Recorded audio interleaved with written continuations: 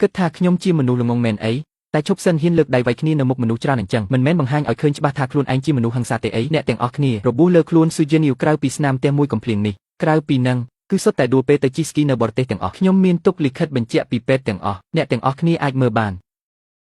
ពិតមែនតែញ៉ឹង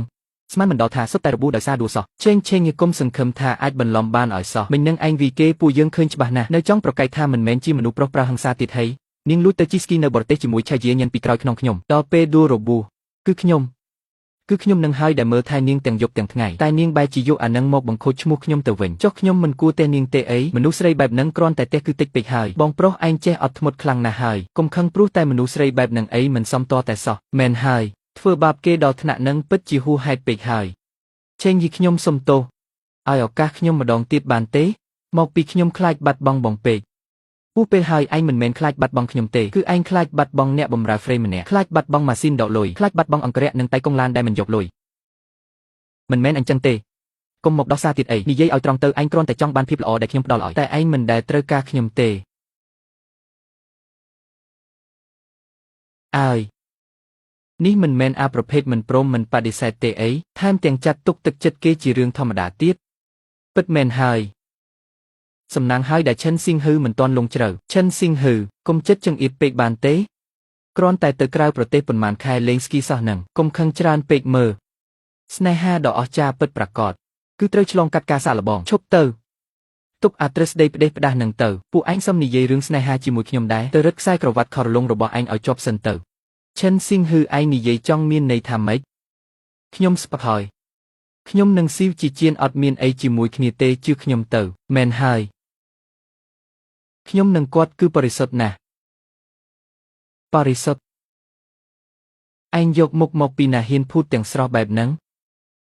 ឈិនស៊ីងហ៊ឺឯងនិយាយចង់មានន័យថាម៉េចខ្ញុំស្ដាប់មិនយល់ទេអូខេដាំឡើយខ្ញុំចង់ទុកមុខឲ្យឯងខ្លះដែរតែឯងមិនចង់បានខ្លួនឯងទេបើកវាទៅកុំបើកកុំជីជៀនគឺជាអ្នកដែលខ្ញុំស្រឡាញ់បំផុតពេលនេះគាត់រស់បានមិនយូរទៀតទេខ្ញុំចង់បំពេញបំណងរបស់គាត់ធីងអរគុណដែលឯងព្រមនៅក្បែរខ្ញុំ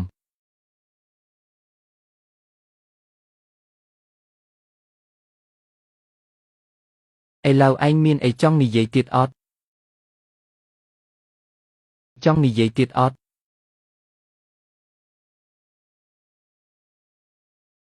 ហឹមពិតជាថោកទាបមែនមនុស្សច្រើនចឹងគេអត់ចេះខ្មាស់ខ្លះទេអីបើគេចេះខ្មាស់គេមិនធ្វើរឿងបែបហ្នឹងទេឥឡូវអស់អីនិយាយហើយមែនទេឥឡូវសូមអញ្ជើញពួកឯងចេញទៅឲ្យផុតអាពាហ៍ពិពាហ៍របស់ឆេងហ៊ីមិនស្វាគមន៍ពួកឯងទេអត់ទឺឆេងនិយាយទេអីប្រញាប់ចេញទៅទោះជារឿងនឹងពិតក៏យ៉ាងម៉េចដែរប៉ុន្តែឯងគ្មានសិទ្ធិដេញខ្ញុំចេញទេពិតជាក្រាស់មុខមែនចៅអញ្ចាំបន្តិច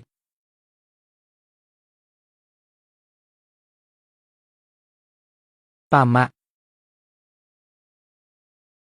ឆេងគោរពប៉ាម៉ាក់ខ្ញុំបំផុតចាំមើលលើកនេះឯងធ្វើម៉េចទៀតលោកគ្រូសឺនិងអ្នកគ្រូឆេងរឿងគ្រប់យ៉ាងយេនីវប្រាប់ពួកយើងអស់ហើយមកពីពួកយើងតាមចិត្តគេពេកទើបបានជាធ្វើខុសបែបហ្នឹងប៉ុន្តែអ្នកទាំងពីរស្រឡាញ់គ្នា5ឆ្នាំហើយណាតើពិតជាគ្មានផ្លូវកែខៃមែនហ៎មែនហើយឆេងប្តីប្រពន្ធឆ្លោះគ្នាមិនយូរទេក៏ត្រូវគ្នាវិញហើយកុំសម្រេចចិត្តទាំងកំហឹងអីលោកគ្រូសឺនិងអ្នកគ្រូនេះជាការសម្រេចចិត្តដែលខ្ញុំបានគិតច្បាស់លាស់ហើយមិនមែនមកពីអារម្មណ៍មួយឆាវទេខ្ញុំចាំបានថាមានម្ដងនោះជាថ្ងៃខួបកំណើតគេខ្ញុំរវល់ពេកក៏អត់បានត្រៀមកាដូឲ្យពួកគាត់បង្ខំឲ្យខ្ញុំផឹកស្រាអស់មួយដបហ្នឹងគ្រាន់តែពីន័យឲ្យផឹកស្រាបន្តិចសោះហ្នឹងមានអីអស្ចារ្យណាស់ណាទៅមិនដឹងថាផឹកស្រាទៅប្រតិកម្មទេអីជានីវមិនក៏ឯងធ្វើចរិតបែបហ្នឹងបានហើយថ្ងៃនេះខ្ញុំហៅពួកឯងមកគឺឲ្យមកជួយសម្រេចរឿងឲ្យខ្ញុំមិនមែនមកស្ដាប់គេប្តឹងផ្ដាល់អីទេឥឡូវខ្ញុំមានកូនជាមួយឆេងហើយឥឡូវគាត់ចង់មិនទទួលស្គាល់មែន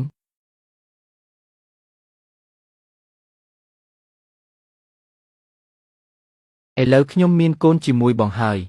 ចាំមើលនរណាហ៊ានប៉ះពាល់ទៀតស៊ូជេងយូយកដល់មុខលោកគ្រូសឺឯងប្រញាប់ចេញទៅឲ្យលឿនទៅខ្ញុំនឹងធ្វើដូចគ្មានរឿងអីកើតឡើងអីចឹងហាគ្មានរឿងអីកើតឡើងផងគិតស្រួលពេកហើយ แต่ខ្ញុំទៅជាបែបហ្នឹងក៏ដោយសារបងបង្ខំដែរអ្វីដែលខ្ញុំយកមិនបានគឺត្រូវតែបំផ្លាញចោលសាកបំផ្លាញខ្ញុំមើលមិនបានទេទោះបីជាបងរៀបការជាមួយអ្នកផ្សេងក៏ដោយក៏ខ្ញុំមិនយកកូនយើងចេញដែរជេងថៃខ្ញុំសុំអង្វរែងហើយកូនខ្ញុំមិនអាចគ្មានវាសនាបានទេកូននឹងមិនមែនជារបស់ខ្ញុំទេខ្ញុំជឿបងស៊ូជេនីយ៉ូទោះបីជាខ្ញុំនៅជាមួយបង5ឆ្នាំហើយក៏ដោយតែរាល់លើកនាងយកពាក្យថាចាំការហើយមកបិទមាត់ខ្ញុំរហូតខ្ញុំមិនដែលប៉ះពាល់ខ្លួនប្រាណនាងសោះចុះកូនក្នុងពោះនាងជាកូនឥតខាន់ស្លារបស់អ្នកណាទៅថ្ងៃមុខចង់ដោះស្រាយបែបណាក៏មិនពាក់ព័ន្ធនឹងខ្ញុំដែរចាងស៊ីងហឺតើឯងមានមុខមាត់ឯណាមកនិយាយពាក្យបែបហ្នឹងចេញ5ឆ្នាំហើយមិនដែលប៉ះជិនយាកនិយាយមកខ្លួនឯងជឿអត់មែនហ្នឹង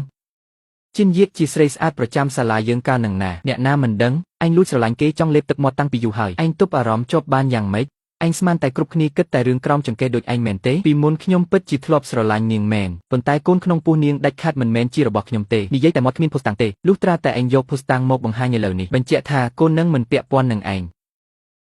បើមិនអញ្ចឹងទេកុំសង្ឃឹមថាបានការនៅថ្ងៃនេះឲ្យសោះ